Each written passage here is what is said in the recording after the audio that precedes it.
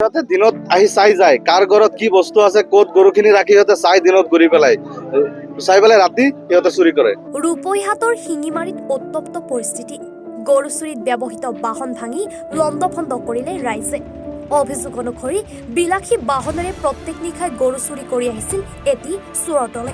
হঠাৎ শিঙিমাৰী বজাৰত গৰু চুৰিত ব্যৱহৃত বাহন ৰখাই থোৱা প্ৰত্যক্ষ কৰে আমবাগান আৰক্ষীয়ে।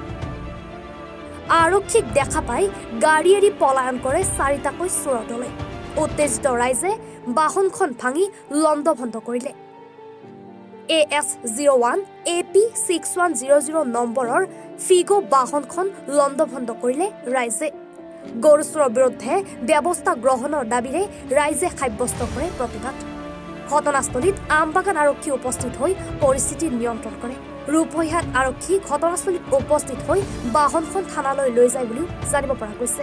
নিশ্চয় আপোনালোকে দেখা পাইছে, পাব্লিকে মানে কি এই বাহনখন ইয়াত ৰখি আছিলে, ৰখি থকাৰ পিছত আমাৰ আমবাগানৰ পৰা এখন গাড়ী, আমবাগান থানাৰ পৰা পুলিচৰ গাড়ী গৈ আছে ৰূপৈৰ ফালে।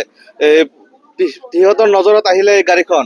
কালি নে পৰহি ৰাতি বোলে আমবাগান থানাৰ IC ছাৰে এই গাড়ীখন বোলে ফ'ল' কৰিছিলে, ৰাতি 1টা বজাত ধৰিব পৰা নাই। এইখন গাড়ীৰ পৰা 4জন মানুহ নামি পেলাই ইয়াত সিহঁতে কিবা খাই আছিলে। খাই থকাৰ পিছত যেতিয়া পুলিচ নামি আহিলে তেতিয়া সিহঁতে ইফালে দৌৰি পলালে, পথাৰৰ মাজে পলালে। এতিয়া বহুত আমাৰ ইয়াৰ শিঙিমাৰী এলেকাৰ পৰা মিনিমাম প্ৰায় 50টা 100টা মান গৰু, প্ৰত্যেক ঘৰৰ পৰা 1টা 2টা 3টাকে গৰু নিছে। বৰঞ্চ মোৰ ঘৰৰ পৰা এটা গাই গৰু এজনী আছিলে, গাই গৰুজনী নিলে মোৰ ঘৰৰ পৰাও। এতিয়া আমি এইটো আমাৰ লোকেল থানাক এইবিলাক বাহন গৰুৰ চুৰি মানে কি, এই গাড়ীৰ ভিতৰত তিৰপাল আছিলে, কিবা লাখুটি আছিলে, আৰু গৰুৰ কিবা গোবৰ আছিলে, আৰু কিবা কিবি বস্তু আছিলে।